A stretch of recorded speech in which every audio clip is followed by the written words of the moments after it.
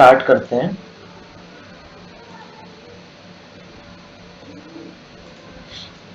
देखिए अब हमारी टर्म्स है अदर बिजनेस टर्मिनोलॉजीज जो है इनको धीरे धीरे करके एक साथ देखते हैं। सबसे पहले है हमारी, अगर यहां बात करें एक्विजिशन। एक्विजिशन है किसी चीज को परचेज करना, एक्वायर करना। और एक्विजिशन टर्म तब यूज होती है जब हम कंट्रोल करने के लिए किसी को परचेज करें। यानी अगर मैं कंट्रोल करना चाहता हूं दूसरी फर्म पर, बिजनेस में एक्विजिशन का क्या मतलब होता है? बिजनेस में अगर आप कोई चीज खरीद रहे हैं तो वो परचेज है।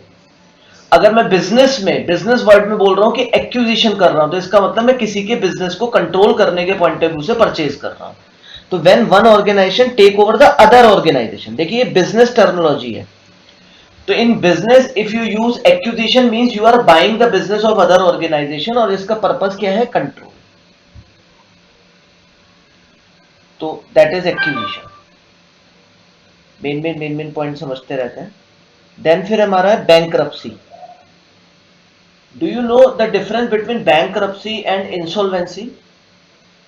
किसी बच्चे को पता है difference insolvency and bankruptcy?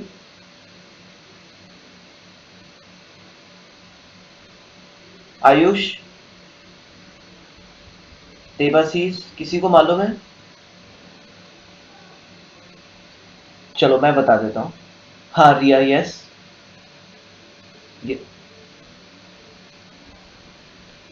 Okay, अच्छा अच्छा। रिया ने बोला कि इंसॉल्वेंसी है कि एक person, a person is unable to pay its debt, his debt. मतलब मेरे पास एसेट्स हैं 100 रुपए की और मेरे पास लाइबिलिटी है 150 की, आई एम अनेबल टू पे माई डेट, तो मैं बोला जाऊंगा इंसॉल्वेंट। ये बिल्कुल सही आंसर है। इंसॉल्वेंट, इंसॉल्वेंट मतलब मेरे पास पोजीशन नहीं है कि मैं अपनी लाइबिलिटीज निपटा पाऊं। अब इंसॉल्वेंट होने के बाद अगर आप लॉ में चले जाते हैं, लॉ का सहारा लेते हैं और अपने आप को डिक्लेयर करा देते हैं बैंकरप्ट, तो फिर एक लीगल प्रोसेस से आपकी लाइबिलिटीज पे होंगी। जितनी एसेट्स होंगी उनको कोर्ट आदेश देगा कि उसको रियलाइज करिए और उससे लाइबिलिटी पे करिए। जो लाइबिलिटी पे नहीं हो पाएंगी वो नहीं हो पाएंगी, उसके लिए आपको कोई सजा नहीं होगी। तो इंसॉल्वेंसी तो क्या है कि मेरे पास लाइबिलिटी ज्यादा और एसेट कम है, तो मैं बोल रहा हूं कि मैं इंसॉल्वेंट हो गया। बट ऐसी कंडीशन पे कोर्ट से मुझे सिक्योरिटी कैसे मिल जाएगी? तो कोर्ट में मुझे फाइल करनी पड़ती है बैंकरप्सी। तो बैंकरप्सी क्या होता है कि कोर्ट और ऑफ लॉ में हमें जाना पड़ता है, और ये एक प्रोसेस है जिसके अंदर हर इंसॉल्वेंट कोर्ट को जाके बोलता है कि साहब मेरे पास इतनी लाइबिलिटी नहीं है कि मैं एसेट्स पे करूं, आई एम इंसॉल्वेंट, और आप मुझे बैंकरप्ट डिक्लेयर कर दीजिए।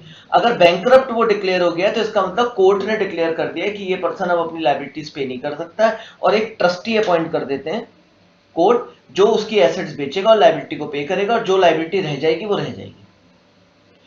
तो कोर्ट इस पर्सन को पूरा का पूरा शेल्टर देता है, और फिर इसके अगेंस्ट कोई एक्शन नहीं हो सकता। इसकी लाइबिलिटीज सिर्फ उतनी पे हो पाएंगी जितनी इसके पास एसेट्स हैं। तो इफ आई से आई एम इंसॉल्वेंट, तो इसका मतलब मैं ये कहने वाला हूं कि मेरे पे इतनी एसेट्स नहीं कि मैं लाइबिलिटी पे कर पाऊं, बट अभी मुझे किसी का शेल्टर नहीं मिला। लेकिन अगर मैं कहता हूं मैं बैंकरप्ट हूं, तो इसका मतलब कोर्ट ने डिक्लेयर कर दिया है कि मैं इंसॉल्वेंट हूं, और फिर मेरा कोई एक ट्रस्टी होगा जो कोर्ट अपॉइंट करेगा, वो मेरी एसेट्स को लिक्विडेट करेगा और लाइबिलिटीज को पे करेगा। बात समझ में आ रही है? तो बैंकरप्सी, तो बैंकरप्सी मतलब क्या है? कोर्ट ने डिक्लेयर किया, और अब एसेट्स कौन बेचेगा? वो कह रहे हैं uh bankruptcy refers to economic insolvency, insolvency है where in the person's assets are liquidated, liquidate की जाएंगी टू पे ऑफ इट्स लाइबिलिटी। और कौन लिक्विडेट करेगा? ट्रस्टी और या कोर्ट। तो कोर्ट ट्रस्टी की मदद से करता है, बट ये प्रोसेस है जहां पर कोर्ट डिक्लेयर कर देता है कि आप इंसॉल्वेंट हो।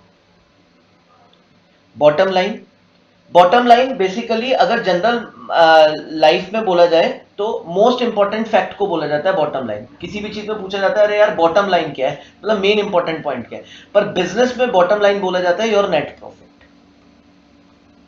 अगर मैं पूछता हूं आपका बॉटम लाइन क्या है और बिजनेस वर्ड की बात हो रही है, तो आपको बोलना है कि मेरा आपका नेट प्रॉफिट क्या है। नेट प्रॉफिट मतलब after tax, after tax, tax is the last payment.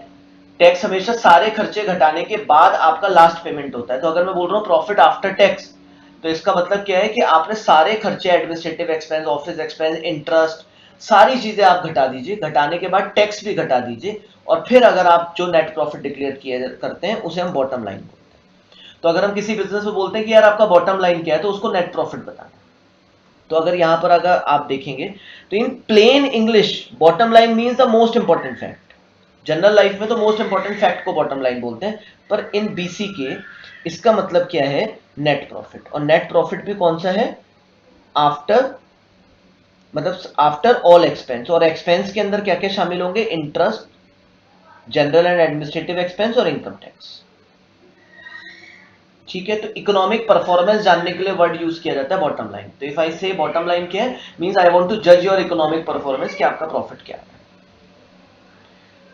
एक बॉटम लाइन के साथ ही एक ट्रिपल बॉटम लाइन है, अगर आप आएंगे अपनी बुक में तो ये रहा ट्रिपल बॉटम लाइन।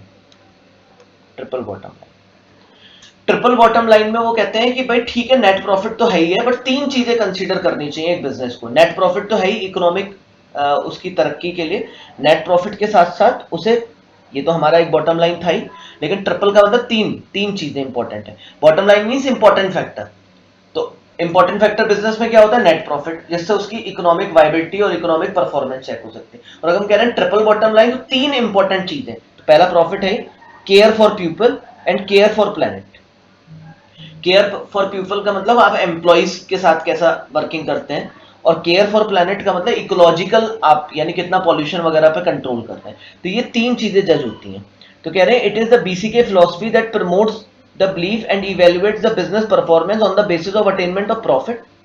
प्रॉफिट भी अटेन करेंगे, और प्रॉफिट के साथ साथ एम्प्लॉइज को भी खुश करना है, और प्लेनेट, पॉल्यूशन वगैरह भी नहीं फैलाना है, सोसाइटी को भी सर्व करना है। ये तीनों फैक्टर इंपॉर्टेंट है। हमने आपको चैप्टर नंबर 1 जब स्टार्ट किया था तो हमने बोला था कि सस्टेन कौन सा बिजनेस रह पाएगा, जो केवल प्रॉफिट कमा रहा होगा वो सस्टेन नहीं रह पाएगा। प्रॉफिट के साथ साथ उसे एम्प्लॉइज का भी केयर करना पड़ेगा, पीपल केयर भी करना पड़ेगा, और साथ में उसे प्लेनेट को लॉस नहीं करना है। तो प्रॉफिट्स, पीपल, प्लेनेट, तो ये आ सकता है ट्रिपल बॉटम लाइन में कौन सा एलिमेंट शामिल है या कौन सा नहीं है। तो आपको ध्यान रखना है पीपीपी मॉडल होता है, profit, people and planet. Right, अब वापस आ जाते हैं। तो अगर सिर्फ बॉटम लाइन आ रहा है तो प्रॉफिट, और अगर ट्रिपल बॉटम लाइन आ रहा है तो PPP, profit, people and planet. Next is business environment. वैसे चैप्टर 2 है बिजनेस एनवायरनमेंट, वहां बहुत डिटेल डिस्कशन होगा, बट अभी सिर्फ मैं आइडिया के लिए आपको बता देता हूं। बिजनेस एनवायरनमेंट है, ये आपका बिजनेस है, और इस बिजनेस में, ये आपका बिजनेस है, और इस बिजनेस में चारों तरफ क्या क्या चीजें हैं जिनसे आपका बिजनेस इफेक्ट होता है। जैसे गवर्नमेंट पॉलिसीज से आपका बिजनेस इफेक्ट होता है या नहीं होता है, कोई बच्चा बताए, होता है। तो ये बिजनेस का एनवायरनमेंट है। एनवायरनमेंट मतलब, एनवायरनमेंट दो होते हैं, इंटरनल, एक्सटर्नल। तो एक्सटर्नल एनवायरनमेंट की बाहर की चीजों से जो आपके बिजनेस को इफेक्ट करते हैं, तो गवर्नमेंट पॉलिसी आपको बिजनेस को इफेक्ट करती है, कॉम्पिटिटर्स, आप पॉलिसीज आपके बिजनेस को इफेक्ट करती हैं। तो क्या क्या चीजें हैं जो आपके बिजनेस को इफेक्ट करती हैं, वो बिजनेस एनवायरनमेंट में आएंगी। External, it is the set of all variable external to the firm but influence its decision making, जो इसके डिसीजंस को इफेक्ट करे, और या जिससे ये इफेक्ट हो जाए, तो that is known as business environment. तो बिजनेस एनवायरनमेंट एक वर्ड है जो कुल मिला के ये कहना चाह रहा है कि आपके डिसीजंस या आप किस किस चीजों से, बाहर की चीजों से इफेक्ट होते हैं, तो that is known as business environment. और ये बिजनेस एनवायरनमेंट में शामिल होते हैं पेस्टल, ये 5 चीजें होती हैं। देखो पेस्टल एनालिसिस भी होगा आपके पास, यहाँ ये पेस्टल। पेस्टल एक निमोनिक है, जहां पी में, पी का मतलब होता है पॉलिटिकल। चैप्टर नंबर 2 में मैं बहुत डिटेल्स दूंगा, सिर्फ अभी याद कर लीजिए यहाँ पे। तो बिजनेस एनवायरनमेंट क्या है, जो आपके बिजनेस को ओवरऑल इफेक्ट करता है, जिससे आपकी डिसीजन मेकिंग इफेक्ट हो जाती है। और वो क्या क्या चीजें होती हैं जो आपके बिजनेस को इफेक्ट करती हैं। P for political, E for economic, S for social, T for technology, L for legal, और E for environment, natural environment वगैरह है या नहीं है। आपके बिजनेस के लिए आपको वाटर चाहिए, वाटर अवेलेबिलिटी नहीं है आपके बिजनेस के लिए, आपको कुछ और नेचुरल चीजें चाहिए, अगर वो नहीं है तो नहीं हो पाएगा। तो बस ये ये 5 चीजें हैं, 6 चीजें हैं जिनको आपको याद करना है। P for political, E for economic, S for social, T for technological, L for legal. ये पेस्टल एनालिसिस है। तो पेस्टल क्या है? Pattern of letter that helps in remembering the various elements of the macro environment of business. Business किन किन चीजों से? Political decision से इफेक्ट होता है, इकोनॉमिक डिसीजन से गवर्नमेंट ने कुछ इंपोर्ट ड्यूटीज लगा दी हैं, ये सारी चीजें करती हैं तो भी इफेक्ट होगा।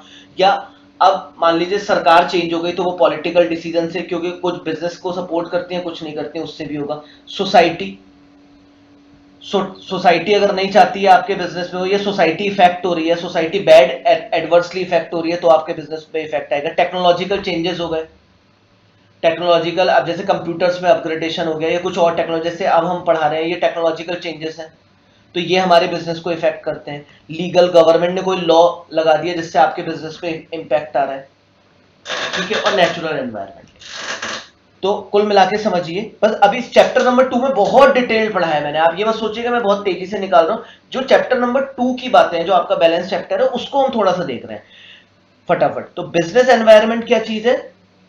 जो एक्सटर्नल फैक्टर है which affects the decision making of business, जिसके अंदर पेस्टल आएगा। बिजनेस फैसिलिटेटर चैप्टर नंबर 5 में बताया था, ये मीडिएटर होते हैं जो बिजनेस को फैसिलिटेट करते हैं। बिजनेस फैसिलिटेटर 2 तरीके के होते हैं, एक फाइनेंस के हिसाब से फैसिलिटेटर और एक लॉ के हिसाब से। मुझे पैसा चाहिए, मैं बिजनेस कर रहा हूं, मुझे पैसा चाहिए तब मैं बिजनेस कर पाऊंगा, तो I approach the bank, financial institution, तो वो मुझे फैसिलिटेट करते हैं पैसा प्रोवाइड करके। तो banks and financial institutions are considered as business facilitator. मैं बिजनेस कर रहा हूं, कोई मेरा पैसा ना मार ले, तो मुझे लीगल सेफ्टी चाहिए, तो सेबी, ये सारे रेगुलेटर्स जो होते हैं, these are called business facilitators. तो बिजनेस फैसिलिटेटर्स क्या है? वो ऑर्गेनाइजेशन या वो इंडिविजुअल्स हैं, इंस्टीट्यूशंस हैं जो आपके बिजनेस को ऑपरेट करने में ईज क्रिएशन करते हैं। तो चैप्टर नंबर 5 में पढ़ चुके हैं। Corporate form of business organization. हमने आपको एक बात बताया था कि अगर हम बोलते हैं कोई बिजनेस कॉर्पोरेट है,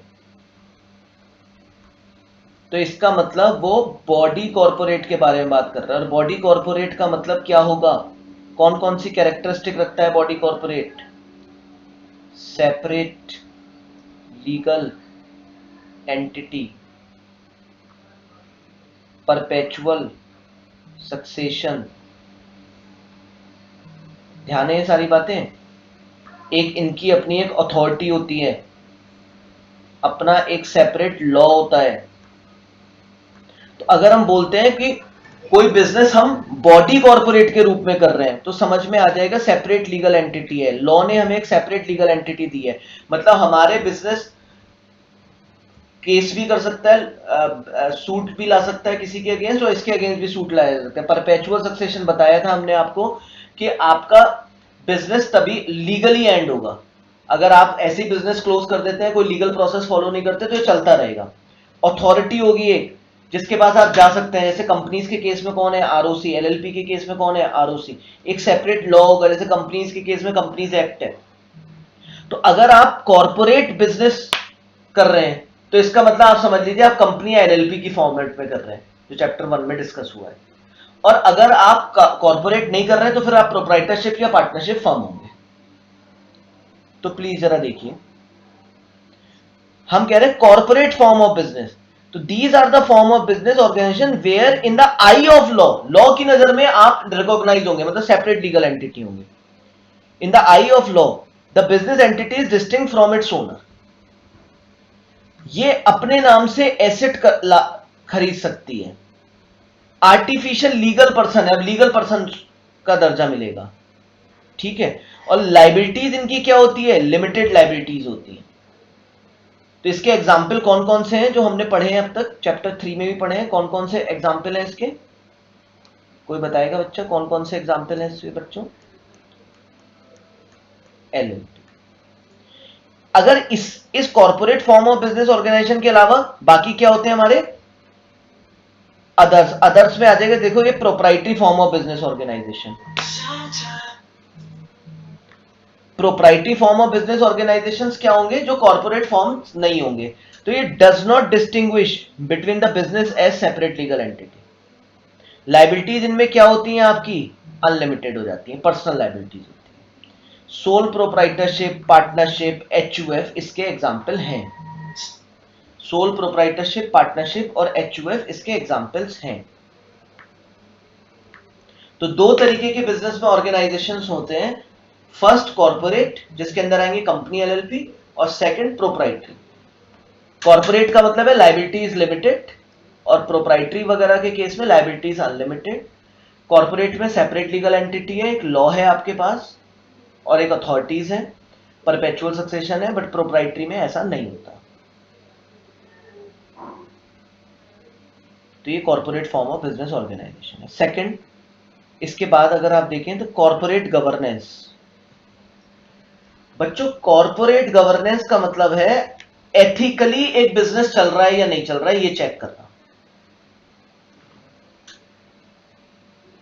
business is conducted in ethical manner और as per the provision of law. Corporate governance का टूल लगता है जो जब कॉर्पोरेट बिजनेस हो। कॉर्पोरेट बिजनेस मतलब कंपनी एलएलपी। तो कंपनी या एलएलपी के केस में यह चेक किया जाता है कि यहां कॉर्पोरेट गवर्नेंस फॉलो हो रहा है या नहीं हो रहा है। कॉर्पोरेट गवर्नेंस का मतलब बिजनेस जो किया जा रहा है वो लॉ की गाइडलाइंस के अकॉर्डिंग किया जा रहा है या नहीं। दूसरा, एथिकल किया जा रहा है या नहीं किया जा रहा। अगर ऐसा किया जा रहा है तो हम बोलेंगे गुड कॉर्पोरेट गवर्नेंस है इस बिजनेस में, वरना नहीं है। जैसे मैं आपसे बोलूं, बोर्ड है जो डिसीजंस लेता है बिजनेस के सारे के सारे डिसीजंस। कंपनीज के केस में कौन लेता है? जो वैल्यूएबल इंपॉर्टेंट डिसीजंस होते हैं वो बोर्ड लेता है। बोर्ड का मतलब बॉडी ऑफ डायरेक्टर्स।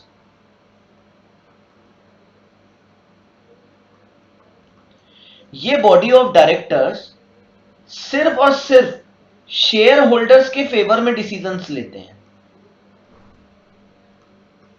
और क्रेडिटर्स या बैंक्स वगैरह के फेवर में डिसीजंस नहीं लेते। तो आप मानेंगे एथिकल तरीके से काम कर रहे हैं या नहीं कर रहे हैं? बताइए, एथिकल बिजनेस है या नहीं है? नहीं है। तो हम बोलेंगे ये कंपनी कॉर्पोरेट गवर्नेंस फॉलो नहीं कर रही। सेकंड, अगर हम कंपनीज एक्ट के कुछ प्रोविजंस तोड़ते हैं, जैसे कंपनीज एक्ट क्या कहता है कि 4 बोर्ड मीटिंग्स होनी चाहिए, 4 बार तो बोर्ड को मिलना ही चाहिए एक साल में। हम मिलते नहीं है, सिर्फ पेपर्स पे दिखा देते हैं। तो ये हम लॉ को फॉलो नहीं कर रहे हैं प्रैक्टिकली, तो भी गुड कॉर्पोरेट गवर्नेंस नहीं है।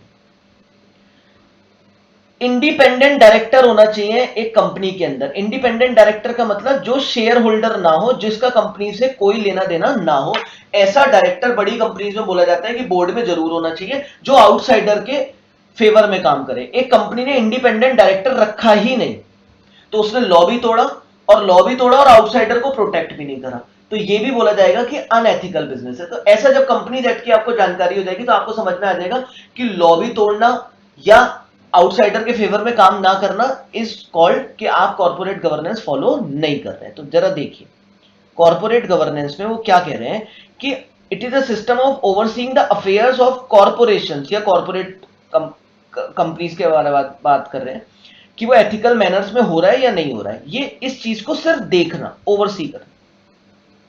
The mechanism of corporate governance includes board of directors जो अपॉइंट हुए हैं, oversee and reward of management team को व्यू करना, इंडिपेंडेंट ऑडिट हो रहा है या नहीं हो रहा है। ऑडिटर कहीं कोई रिलेटिव के वे में तो नहीं काम कर रहा, कोई रिलेटिव तो नहीं है दूर दराज का, वैसे रिलेटिव ऑडिटर नहीं हो सकते, या ऑडिटर सही ट्रू एंड फेयर व्यू नहीं ला रहा है।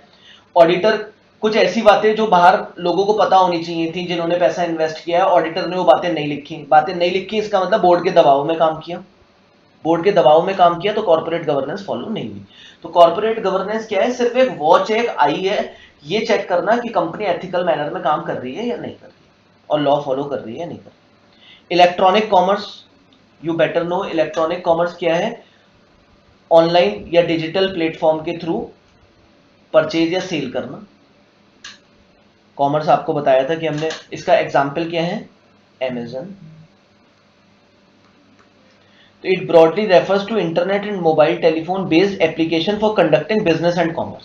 बिजनेस या कॉमर्स करने के लिए जो हम इलेक्ट्रॉनिक प्लेटफॉर्म यूज करते हैं वो इलेक्ट्रॉनिक कॉमर्स है। लेकिन अब बट ऑल्सो इंक्लूड्स, ये भी जरा इंपॉर्टेंट है, यहां से आना जाए, but also includes E marketing को भी अभी ई कॉमर्स का ही पार्ट मानते हैं। ई मार्केटिंग, इंटरनेट मार्केटिंग एक ही बात है, एक्सेट्रा ने कैसे भी नाम ले लीजिए, मतलब इंटरनेट के थ्रू मार्केटिंग करना फेसबुक वगैरह के, वो भी ई कॉमर्स का ही पार्ट है। Usually a typical e commerce retailing will have an order of placement, tracking, delivery and as well as online payment. E commerce के अंदर अब ये भी चीजें हो गई हैं कि आप अपने ऑर्डर का स्टेटस चेक करना, ऑनलाइन पेमेंट्स करना, ऑनलाइन पेमेंट का स्टेटस चेक करना। तो सिर्फ एक माल ऑनलाइन खरीदना ई कॉमर्स नहीं आता। ई कॉमर्स के अंदर क्या क्या चीजें इंक्लूड होती हैं, एडवर्टाइजमेंट भी लोग ऑनलाइन कर सकते हैं, वो भी ई कॉमर्स का ही पार्ट माना जाएगा। पेमेंट ऑनलाइन करना, अपने ऑर्डर्स ट्रैक करना, ये सब कुछ ई कॉमर्स के अंदर इंक्लूड होता है। इलेक्ट्रॉनिक फाइलिंग, आज की डेट में गवर्नमेंट ने बहुत जगह ऐसा कर दिया है कि लोग फिजिकल लाइनों में लग के फाइलिंग ना करें। फाइलिंग क्या है कि आपको कुछ फॉर्म्स वगैरह होते हैं, क्योंकि अभी आप सीए फाउंडेशन 12th के बच्चे हैं, जब आगे जाके लॉज पढ़ेंगे तब आपको समझ में आएगा। जैसे कंपनीज है, कंपनी क्यों बनाई गई, आउटसाइडर को प्रोटेक्ट करने के लिए। तो हमने बोला था कि कंपनी जब भी कोई काम करेगी, इंपॉर्टेंट काम, तो उसको वो डिक्लेयर करना होता है आउटसाइडर्स को। जैसे डायरेक्टर्स में चेंज हो गया, पहले बताइए रजिस्टर्ड ऑफिस में चेंज हो गया कंपनी के, तो एज ए इन्वेस्टर आपको पता होना चाहिए नहीं होना चाहिए रजिस्टर्ड ऑफिस में चेंज हो गया। मैंने रिलायंस के शेयर्स में इन्वेस्ट करा हुआ है, रिलायंस ने अपना मुंबई से हटा के चेन्नई कर दिया registered office, I should be aware from it और नॉट? फटाफट रिप्लाई देते जाइए सो दैट कॉन्टिन्यूटी रहे, मुझे पता होना चाहिए। तो क्या मुकेश अंबानी मुझे फोन करके, रिलायंस का ऑफिस मुझे फोन करके बताएगा? तो कहते हैं ऐसा नहीं है। एक साइट बनी हुई है mca.gov.in, उस साइट पर जाके फाइलिंग कर दी जाएगी, एक रेस्पेक्टिव फॉर्म जिसमें डाटा डिस्प्ले हो जाएगा कि हमने यहां से ऑफिस यहां चेंज कर दिया, डायरेक्टर्स चेंज हो गए या कुछ इंपॉर्टेंट चीजें। या आपको अपने पब्लिक डॉक्यूमेंट, अब पहले बताइए रिलायंस की बैलेंस शीट पब्लिक डॉक्यूमेंट होना चाहिए या नहीं होना चाहिए? मैंने रिलायंस के शेयर्स में पैसा लगाया है, मुझे पता होना चाहिए नहीं होना चाहिए रिलायंस क्या धंधा कर रही है? या मैं बैंक हूं, मुझे पता होना चाहिए नहीं होना चाहिए? तो फिर कैसे पता होगा? क्या रिलायंस के लिए इजी है कि रिलायंस हर एक पर्सन को इंडिविजुअली अप्रोच करे? तो पॉसिबल नहीं है।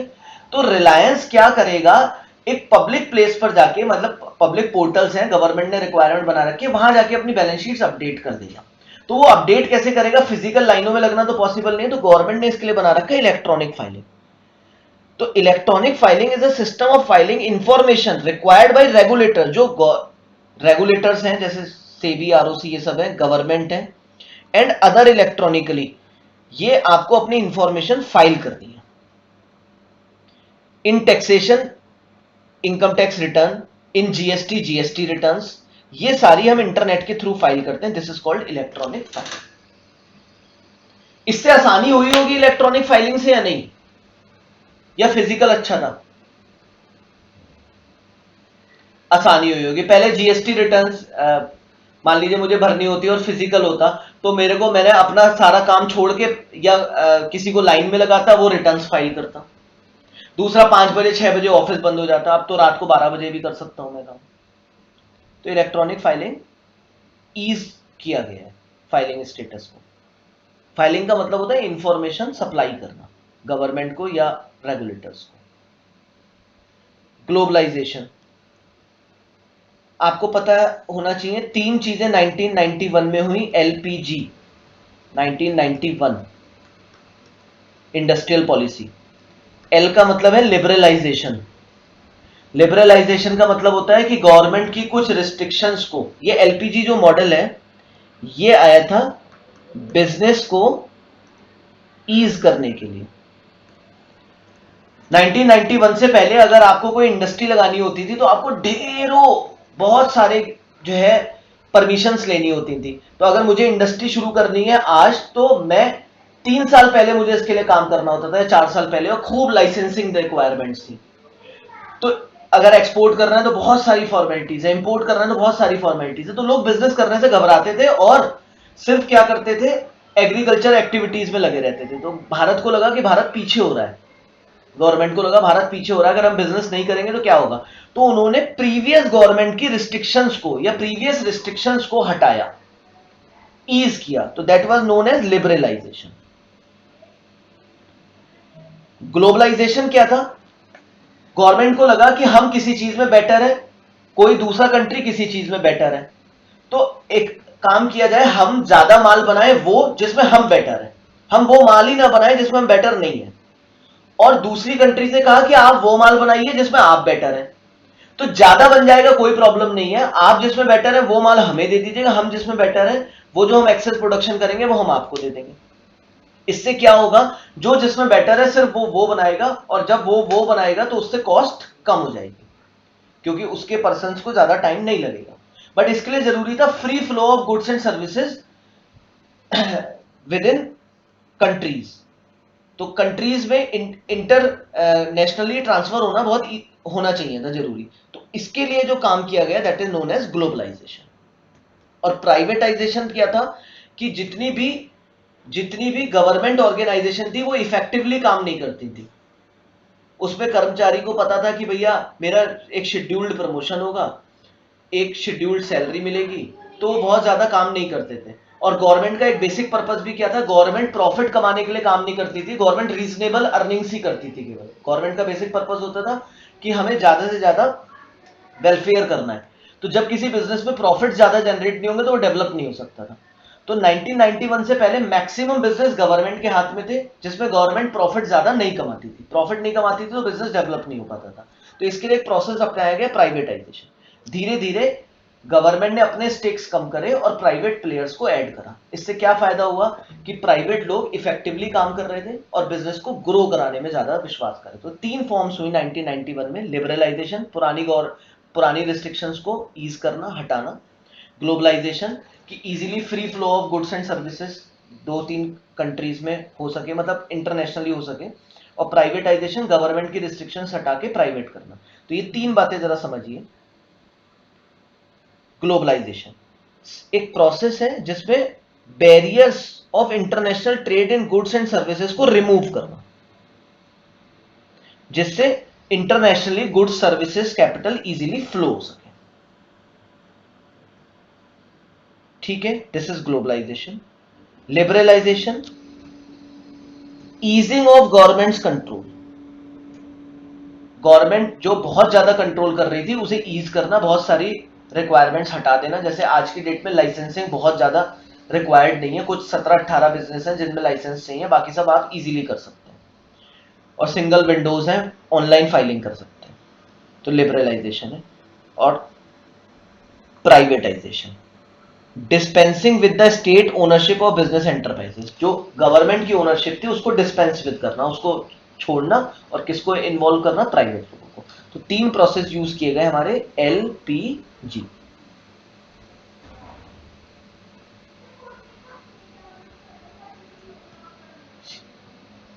हाँ जी, LPG में प्रॉब्लम है तो बताइए, कोई प्रॉब्लम है LPG में? ये भी चैप्टर 2 के अंदर डिफाइंड है वैसे, इसलिए मैं इन्हें फटाफट पढ़ा रहा हूं। LPG में प्रॉब्लम है कोई? दीक्षा कपूर, दीक्षा गाबा, दिशा, फजा। गुडविल आप समझते हैं? गुडविल क्या है? आपके बिजनेस की वैल्यू है 1 करोड़ और आपका बिजनेस वैल्यू किया जा रहा है 1.5 करोड़। मतलब एसेट्स माइनस लाइबिलिटी करके देखो तो आपके बिजनेस की वैल्यू आ रही है 1 करोड़, बट लोग 1.5 करोड़ में भी खरीदने को तैयार है। तो ये 50 लाख क्या है? गुडविल। गुडविल क्या होता है? जिसकी वजह से ज्यादा सेल होगी, जिसकी वजह से ज्यादा रेवेन्यू आएंगे, जिसकी वजह से आप ज्यादा प्राइस चार्ज कर सकते हैं, जिसकी वजह से कस्टमर लॉयल है, आप ही के यहां आएगा, तो वो है गुडविल। तो गुडविल क्या होती है? किसी भी बिजनेस में अगर गुडविल है तो इसका मतलब वो बिजनेस अपनी एक्चुअल वैल्यू से हमेशा ज्यादा चार्ज कर सकता है। तो गुडविल क्या है? वैसे अकाउंटिंग डिफरेंस है between what a company page when it by the assets of another company and book value of those assets. एक कंपनी की बुक वैल्यू बैठ रही है 1 करोड़ और मैं उसके लिए दे रहा हूं 1.5 करोड़, तो 50 लाख में क्यों ज्यादा देना चाह रहा हूं? क्योंकि उसके पास कस्टमर्स लॉयल्टी है, कस्टमर उसी से बिजनेस करते हैं। तो ऐसे में मेरी सेल इजीली हो जाएगी। तो 50 लाख मैं जो एक्स्ट्रा दे रहा हूं वो क्या है? Goodwill, loyalty of its customer, reputation, ये सब इसका पार्ट है। इंफ्रास्ट्रक्चर का मतलब होता है बेसिक नीड। बिजनेस की बेसिक नीड क्या होती है? भाई एक इंसान की तो रोटी कपड़ा मकान है। बिजनेस की नीड क्या है? इलेक्ट्रिसिटी होनी चाहिए टाइम से। बिजनेस की नीड क्या है? ट्रांसपोर्टेशन इजीली अवेलेबल होना चाहिए। बिजनेस की नीड क्या है? कि हमारा कम्युनिकेशन सिस्टम स्ट्रांग होना चाहिए, इंटरनेट वगैरह से फटाफट अगर मुझे यूएस कम्युनिकेट करना है तो मैं इजीली टेलीफोन या इंटरनेट से कम्युनिकेट करूं। तो बिजनेस के केस में इंफ्रास्ट्रक्चर क्या होता है? बेसिक फैसिलिटीज क्या होंगी? रोड्स, बिल्डिंग्स, पावर सप्लाईज, जो एक एंटरप्राइजेस को ऑपरेट करने के लिए रिक्वायर्ड है। ठीक है, तो firms infrastructure would comprise factories, office, warehouse, ये सब तो है ही है। एक फर्म के इंफ्रास्ट्रक्चर, एक इंडिविजुअल के इंफ्रास्ट्रक्चर में क्या आएगा? उसकी फैक्ट्री, ऑफिस, वेयर हाउसेस। और एक बिजनेस को इंफ्रास्ट्रक्चर क्या चाहिए? इलेक्ट्रिसिटी टाइम से मिलती रहे, और रोड्स प्रॉपर होनी चाहिए, पावर सप्लाई बहुत अच्छी होना चाहिए। तो ये इंफ्रास्ट्रक्चर है। जॉइंट प्रोडक्ट, बाई प्रोडक्ट, क्या आपको मालूम है ये क्या चीजें होती हैं? Joint product and by product, ये दोनों एक नहीं है, एंड लिखा है इनके बीच में। तो do you know what is joint product and by product? कुछ पता है किसी को? Joint product and by product. Joint product क्या होता है? जॉइंट प्रोडक्ट का मतलब होता है इक्वली इंपॉर्टेंट, और बाई प्रोडक्ट का मतलब होता है one is main and another is not important as compare to main. मतलब सर देखिए क्या होता है,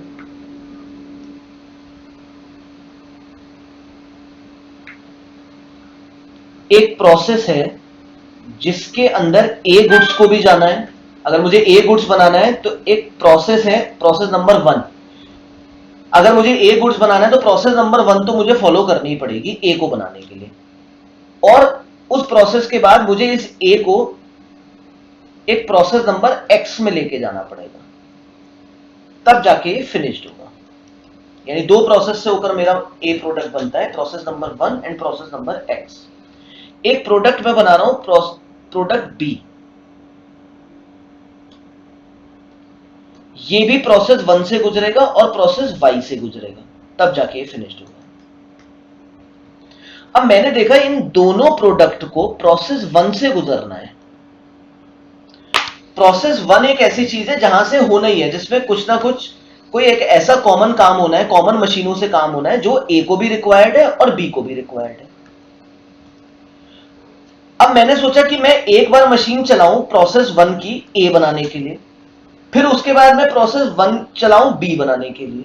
तो मुझे 2 बार एम्प्लॉइज को एंगेज करना पड़ेगा, 2 बार मशीन चलानी पड़ेगी, इलेक्ट्रिसिटी 2 बार लगेगी मशीन में, और ऑयल 2 बार लगेंगे। तो क्यों ना मैं एक काम करूं, कॉमनली ए और बी को दोनों का मटेरियल एक साथ इनपुट कर दूं और प्रोसेस 1 कॉमनली चलाऊं। तो कॉमनली चलाने से क्या होगा? मेरा इलेक्ट्रिसिटी एक ही बार का खर्चा होगा, मेरा एम्प्लॉय सुपरविजन एक ही बार का खर्चा होगा, मेरा जितना ऑयल कंज्यूम होना है वो एक बार का होगा। इससे क्या होगा? मैं कॉस्ट कट कर लूंगा। इसके बाद ए और बी जब प्रोसेस 1 ओवर होगी तो दोनों प्रोडक्ट जो आएंगे जिन पे दोनों पे सेम काम होना था, ए को ले जाऊंगा मैं प्रोसेस एक्स में और बी को ले जाऊंगा प्रोसेस वाई में, और दोनों को अलग अलग ले जाके खर्च करूं, फिनिश करूंगा, क्योंकि ए को वाई की रिक्वायर्ड नहीं है और बी को एक्स की रिक्वायरमेंट नहीं है। क्या ये प्रोसेस अच्छा था? या मैं जब ए बनाता तो प्रोसेस 1 ए के लिए चलाता, फिर प्रोसेस एक्स चलाता और फिनिश बनाता, बी के लिए प्रोसेस 1 चलाता, वाई चलाता, फिनिश बनाता। किसमें हमारी कॉस्ट कम लगेगी? कॉमन प्रोसेस 1 चलाने में या दोनों के लिए इंडिविजुअली काम करने में? कॉमन चलाने से क्या फायदा होगा? सेम से, जैसे मान लीजिए एक चैप्टर फाउंडेशन में भी है, इंटर में भी है और फाइनल में भी है, एक कॉमन चैप्टर है। अब मैंने क्या करा, फाउंडेशन में 1 घंटे की क्लास ली, फिर इंटरमीडिएट में 1 घंटे की क्लास ली, फिर फाइनल में 1 घंटे की क्लास ली। जबकि मेरे पास 400 बच्चे बैठाने की कैपेसिटी थी, पर मैंने 100 3 बार अलग अलग क्लास ली, तो 3 बार एसी खर्चा किया, 3 बार अपना एनर्जी खर्च किया, 3 बार प्रोजेक्टर खर्च किया। क्या मैं ऐसा नहीं कर सकता था? वो कॉमन क्लास कर देता और कॉमन क्लास में 300 बच्चे पढ़ा देता, क्या उससे किसी का नुकसान होता? नहीं होता। इससे मेरी कॉस्ट कम हो जाती, मेरा टाइम सेव हो जाता। अच्छा, तीनों में इंपॉर्टेंट बच्चा कौन सा है मेरे लिए? फाउंडेशन का बच्चा ज्यादा इंपॉर्टेंट है, इंटर का या फाइनल का, या तीनों बराबर इंपॉर्टेंट है? तीनों से पैसा आ रहा है, तीनों बराबर इंपॉर्टेंट है। सेम यहां ए ज्यादा इंपॉर्टेंट है या बी ज्यादा इंपॉर्टेंट है, या दोनों बराबर है? तो ऐसे प्रोडक्ट को बोला जाएगा ज्वाइंट प्रोडक्ट। ज्वाइंट क्यों बोल रहे हैं? क्योंकि कॉमन प्रोसेस से निकल के आ रहे हैं। जब कॉमन प्रोसेस एंड होके हम दोनों निकालते हैं तो हम ये नहीं बोलते कि यार ए बहुत इंपॉर्टेंट है, बी तो बेकार है। दोनों हमारे लिए इंपॉर्टेंट है। कॉमन प्रोसेस से क्यों निकाला गया, ज्वाइंटली क्यों काम किया गया, जिससे कॉस्ट कम। अब ए और बी हम निकाल रहे थे प्रोसेस करने के बाद। जब हमने प्रोसेस एंड करी तो ए और बी इंटेंशनली हम बनाना चाह रहे थे, और इंटेंशनली बनाने के बाद हमने ए और बी निकाला, और साथ में हमने देखा एक सी प्रोडक्ट भी आ गया। ये ए बिकेगा 100 रुपए में, बी बिकता है हमारा 101 रुपए में, और सी प्रोडक्ट भी साइड में बन के आ गया। कुछ स्क्रैप चीजें हैं जिनको मार्केट में बेच सकते हैं 6 रुपए की। यानी ये भी कॉमन प्रोसेस से ही निकला। क्या इंटेंशन मेरी सी को बनाने की है या नहीं? क्या मेरी नहीं है, लेकिन अब ये बन गया, तो क्या इसको फेंक दूं या इसे भी मार्केट, ये भी मेरे लिए एक प्रोडक्ट है जिसे बेचना चाहिए मुझे? तो ये है बाई प्रोडक्ट। बाई प्रोडक्ट क्या है? जो इंपॉर्टेंट नहीं है हमारे लिए। तो एक कॉमन प्रोसेस जब हम चलाते हैं और इंटेंशनली दो प्रोडक्ट को बनाना चाहते हैं जो इक्वली इंपॉर्टेंट है, उन्हें बोला जाता है ज्वाइंट प्रोडक्ट।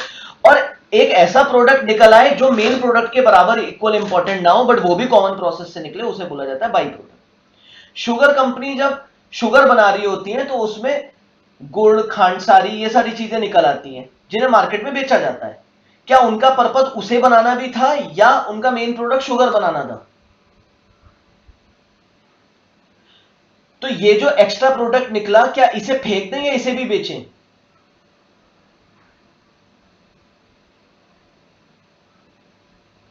इसे भी बेचा जाएगा। और इसे बेचा जाएगा, क्या ये भी शुगर के बराबर ही इक्वली इंपॉर्टेंट प्राइस में बिकेगा?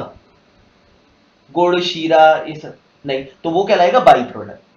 क्रूड ऑयल हमने लिया, क्रूड ऑयल से हमने पेट्रोल निकाला, डीजल निकाला, कुछ और तेल निकाले, लेकिन उनको रिफाइन करने का एक कॉमन प्रोसेस था। अब बताइए, ये जो पेट्रोल डीजल है, ये इक्वली इंपॉर्टेंट है या एक ज्वाइंट है, एक बाई है? तो ये ज्वाइंट प्रोडक्ट कहलाएंगे। तो अब जरा प्लीज समझिए, ज्वाइंट प्रोडक्ट रिप्रेजेंट टू और more product separated in the course of same processing. Same processing से, कॉमन प्रोसेस से निकल रहे हैं, यूजुअली रिक्वायर फर्दर प्रोसेसिंग। बाद में इन्हें फर्दर प्रोसेस होना है, जैसे ए को एक्स में जाना था और बी को वाई में जाना था, तो फर्दर प्रोसेस तो होंगे। ठीक है, और ऐसे में किसी एक को मैं मेजर प्रोडक्ट नहीं कह सकता, दोनों मेरे लिए इंपॉर्टेंट थे। ऑयल इंडस्ट्री का एग्जांपल दिया है। बाई प्रोडक्ट क्या है? एमर्ज है as a result of processing operation of another product. एक प्रोडक्ट हम मेन बना रहे थे, उसके साथ दूसरा बन गया जो उतना इंपॉर्टेंट नहीं है, वो कहलाएगा बाई प्रोडक्ट। इसमें शुगर इंडस्ट्री का एग्जांपल है, मोलेसिस का। बोलिए, बात समझ में आई? तो लिबरलाइजेशन मैंने बता दिया। यार थोड़ा सा रह गया, बस फटाफट खत्म कर देते हैं। लॉजिस्टिक का मतलब है, आपको बताया था ये चैप्टर नंबर 1 में। लॉजिस्टिक का मतलब क्या होता है? माल को लाने ले जाने में बिजनेस जो यूज करता है। तो लॉजिस्टिक एक प्रोसेस है जिसमें हमें अपने पास माल लाना है या लेके जाना है। तो इनबाउंड लॉजिस्टिक क्या होता है? जब हमें रॉ मटेरियल अपने पास लाना होता है, तो हम क्या क्या प्रोसेस लेंगे, कैसे अरेंज करेंगे, ट्रांसपोर्टेशन वगैरह कैसे अरेंज करेंगे, कैसे कोऑर्डिनेट करेंगे कि रॉ मटेरियल वहां से चल के मेरे पास आ जाए। Inbound logistic. आउटबाउंड क्या है? मेरा माल जो बन गया है वो डिस्ट्रीब्यूटर तक या कंज्यूमर तक कैसे पहुंचेगा, वो लॉजिस्टिक है। तो एक कॉमर्शियल एक्टिविटी है जिसमें moving of suppliers to the production facility and goods and services to their respective market, market तक पहुंचाना है। इनबाउंड लॉजिस्टिक होता है और एक आउटबाउंड होता है। इनबाउंड में अपनी फैक्ट्री में माल लाना है और आउटबाउंड में बाहर लेके जाना है। मर्जर, दो या दो से ज्यादा फर्मों का मिलना, इज कॉल्ड मर्जर। मिशन, मैं बता देता हूं, दो चीजें होती हैं, मिशन और एक विजन। मुझे कहां जाना है, इट इज विजन, ये भी चैप्टर 2 में। और मिशन, मैं क्या कर रहा हूं, what I am, this is mission. Where I want to be, after 10 और after certain period, this is vision. कोई पूछे आपका विजन क्या है, तो मैं बोलूंगा था मेरा विजन है एक सर्टेन लेवल तक। अच्छा, ये कभी भी इन टर्म्स ऑफ मनी नहीं बोला जाता है, इन टर्म्स ऑफ हमेशा ये नहीं बोला मेरा विजन है 100 करोड़ कमाना, नो, मेरा विजन हमेशा बिजनेस के पर्सपेक्टिव होता है इतना माल बेचना, इतने एम्प्लॉइज रखना, इतने जगह आउटलेट्स खोलना।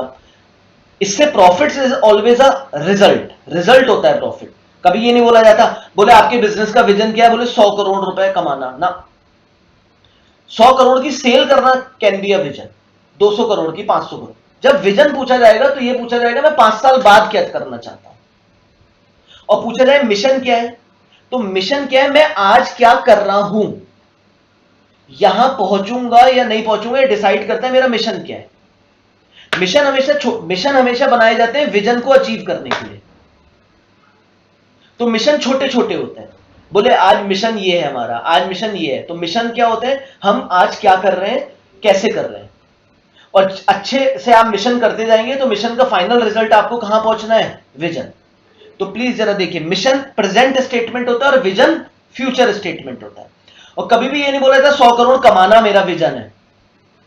विजन हमेशा in terms of business growth होता है, प्रॉफिट्स हमेशा आउटकम होता है। जरा देखिए एक minute, mission present, please underline कर लीजिएगा, present business scope, who we are and what we do, हम क्या हैं और क्या कर रहे हैं।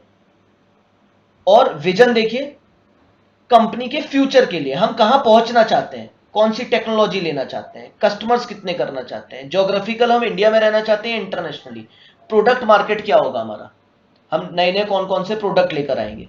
जैसे इन्होंने बोला अभी रिलायंस ने कि हम 5G और 10G भी लाएंगे, तो वो प्रोडक्ट मार्केट की बात है। हमारी प्लांट्स की कैपेबिलिटीज क्या होंगी फ्यूचर में, हम किस तरीके की कंपनी बनना चाहते हैं, मल्टीनेशनल बनना चाहते हैं, क्या बनना चाहते हैं, इट इज विजन। और हम हैं क्या और हम करते क्या है, दैट इज मिशन। बस खत्म कर लेते हैं।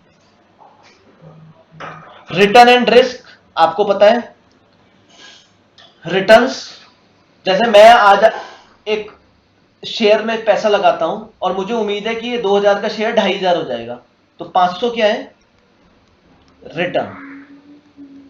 क्या श्योर हो जाएगा, नहीं यार डूब भी सकता है, तो वो क्या है, रिस्क। तो रिटर्न इन्वेस्टमेंट के बदले क्या मिलेगा, लेकिन अगर उसके मिलने में कोई डाउट है तो that is treated as risk. तो बिजनेस आउटकम के दो इन्होंने बताए, दो साइड्स हैं। आप क्या एक्सपेक्ट करते हैं वो रिटर्न है, और उसमें एक्सपेक्टेशन में कितना चांस है फेल्योर का, वो रिस्क है। पढ़ लेंगे कुछ समझ में।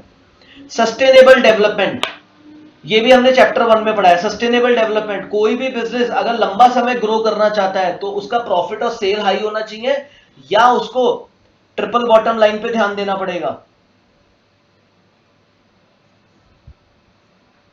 यानी उसको क्या ध्यान देना पड़ेगा, सोसाइटी भी ध्यान देनी पड़ेगी, उसको प्लैनेट भी ध्यान देना पड़ेगा, उसको पीपल्स भी ध्यान देना पड़ेगा, तो सस्टेनेबल होगा। तो ब्रॉडर मेजर है, इसके अंदर आप क्या देखते हैं, इकोनॉमिक पैरामीटर भी देखते हैं और क्या देखते हैं, नॉन इकोनॉमिक पैरामीटर भी। लंबे समय तब चलेंगे जब इकोलॉजिकल बैलेंस करना पड़ेगा, सोशल इक्विटी लानी पड़ेगी। सिर्फ अपने प्रॉफिट्स पे ध्यान देंगे तो बहुत जल्दी आउट हो जाएंगे। अब बस दो टर्म रहेंगे, टर्म इंश्योरेंस। टर्म इंश्योरेंस क्या होता है बेटा, जिसमें एक टर्म होती है, इस टर्म में अगर इवेंट हैपन हुआ तो आपको अमाउंट मिल जाएगा, वरना अमाउंट आपका मर जाएगा। जैसे मेरी बात समझिए, मैंने टर्म इंश्योरेंस लिया अपनी लाइफ का, 60 इयर्स टर्म इंश्योरेंस, 60 साल तक मैं प्रीमियम दूंगा। 60 साल तक अगर मैं मर गया, 5 करोड़ का इंश्योरेंस है, जैसे ही मैं मरूंगा इवेंट हैपेंड होगा तो 5 करोड़ मेरी फैमिली को मिल जाएंगे। मैं नहीं मरूंगा तो क्या मिल जाएगा, जो मैंने प्रीमियम दिए हैं वापस मिलेंगे या नहीं मिलेंगे। से 1 करोड़ का प्रीमियम दे दिया, क्या ये वापस मिलेगा या नहीं मिलेगा, नहीं मिलेगा। तो दिस इज टर्म इंश्योरेंस। एक जनरल इंश्योरेंस क्या होते हैं, जो हमारी लाइफ इंश्योरेंस हम कैसे कराते हैं, 1-1 करोड़ का प्रीमियम देंगे 15 साल तक, 15 साल में मर गए तो पैसा मिल जाएगा, नहीं मरे तो मैच्योरिटी मिल जाएगी, तो वो टर्म इंश्योरेंस नहीं है। टर्म इंश्योरेंस क्या होता है, जिसमें टर्म तक आप पैसा देंगे, उसमें इवेंट हैपेंड हो गया तो जो कमिटमेंट है वो मिल जाएगा, इवेंट हैपेंड नहीं हुआ तो जो इंश्योरेंस प्रीमियम दिया वो मर गया। लाइफ के केस में वो बोलते हैं कि आप सर्टेन टर्म तक इंश्योरेंस दीजिए, मरे कभी भी आपको पैसा मिल जाएगा। उसमें मरने में भी कॉज है कि इन चीजों से मरेंगे तब पैसा मिलेगा, 80 साल तक मरेंगे तब पैसा मिलेगा, नहीं मरे तो कोई बात नहीं। और मैंने एक जनरल इंश्योरेंस पॉलिसी ली है तो उसमें क्या है, अगर मैं तभी तो कहते हैं जिंदगी के साथ भी जिंदगी के बाद भी, जनरल लाइफ इंश्योरेंस के क्या होते हैं, अगर जिंदगी के साथ भी यानी अगर मैं नहीं मरा तो भी पैसे मिल जाएंगे जितना प्रीमियम दिया है प्लस कुछ बोनसेस, और मर गया तो भी मिल जाएंगे फैमिली को। लेकिन टर्म इंश्योरेंस में ऐसा नहीं होगा। तो टर्म इंश्योरेंस कहीं भी यूज होती है, फायर वगैरह में यूज होती है। तो term insurance certain time period में देंगे, no deferral to the ensure, ये चुकाएंगे नहीं, चुकाना। तो वो क्या कह रहे हैं, it is the insurance for a certain time period which provide no deferral to the insured individual excluding loss during the period. अगर इस पीरियड में लॉस नहीं हुआ तो हम कुछ भी आपको नहीं चुकाएंगे, नो डिफरेंस। ठीक है, और नल हो जाएगा अगर एक्सपायरेशन के बाद आपको कुछ नहीं मिलेगा, अगर उस बीच में कोई इवेंट हैपेंड हो गया तो आपको पैसा मिल जाएगा। होल लाइफ इंश्योरेंस क्या होता है, राधे सर का क्लास है बट मैं खत्म ही कर दूं। Whole life insurance is a contract between insurer और इंश्योरर क्या होता है, जो इंश्योरेंस कंपनी, और इंश्योर्ड कौन होता है, जिसने इंश्योरेंस लिया है। तो होल लाइफ इंश्योरेंस में क्या होता है कि अगर एक, ये टर्म इंश्योरेंस की तरह ही है। टर्म इंश्योरेंस और इसमें अंतर क्या है, टर्म इंश्योरेंस तो किसी भी चीज में हो सकता है, फायर के केस में हो सकता है, मैंने फायर इंश्योरेंस लिया बिल्डिंग का, अगर बिल्डिंग में आग लग गई 1 साल के अंदर तो पैसा मिल जाएगा, आग नहीं लगी तो नहीं मिलेगा। ऐसी लाइफ के केस में भी हो सकता है। होल लाइफ इंश्योरेंस में क्या है कि मैंने सिर्फ अपनी होल लाइफ सिक्योर कर ली है, मैं पेमेंट दूंगा इंश्योरेंस कंपनी को, लेकिन जिस दिन मेरी लाइफ एंड होगी उस दिन पैसा मिलेगा, जिंदगी के साथ नहीं मिलेगा। Sir what is the difference between term and whole life? Term insurance same है होल लाइफ और टर्म, बट टर्म किसी भी चीज में यूज हो सकता है कि एक सर्टेन टर्म तक आग नहीं लगी बिल्डिंग में तो इंश्योरेंस प्रीमियम मर गया, सर्टेन टाइम तक जो है कुछ और हैपनिंग नहीं हुई तो मर गया। होल लाइफ में केवल और केवल किससे गवर्न है इंश्योरेंस? लाइफ से। पूरी जिंदगी आपका इंश्योरेंस रहेगा, कब पैसा मिलेगा? जब आप मरोगे। और मरने के लिए भी सर्टेन प्रिंसिपल है, ऐसे मरोगे तो मिलेगा, वैसे मरोगे तो नहीं मिलेगा। And last is turn around. Turn around क्या होता है, अगर कोई बिजनेस बहुत लंबे समय से लॉस में चल रहा है और अचानक प्रॉफिट में आना शुरू कर दे तो हम उसे बोलते हैं कि बिजनेस में टर्न अराउंड आ गया। एक्सटेंडेड पीरियड तक अगर कोई परफॉर्मिंग पुअरली कर रहा है और अचानक उसकी फाइनेंशियल रिकवरी होने लगे तो this is known as turn. इसकी क्वेरीज के लिए हम कल से सेशन लेंगे पूरे चैप्टर के। अब चैप्टर की सारी टर्मिनोलॉजीज आपकी हो गई हैं, बैक क्वेश्चन सारे कर लीजिए और कल इसकी क्वेरीज लेंगे। ठीक है बच्चों।